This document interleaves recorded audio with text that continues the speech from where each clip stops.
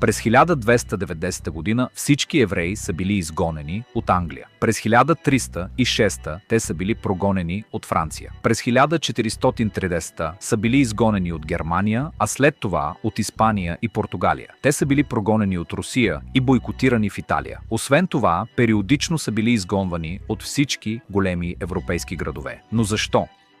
Докато християните изучаваха физика, изкуство и астрономия, мюсюлманите насочиха вниманието си към математика, медицина и поезия.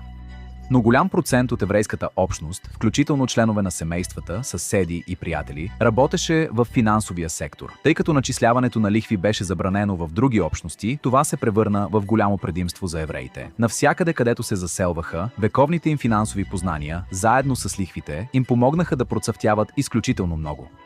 Достигна се до там, че най-важните активи във всяка империя станаха собственост на евреите.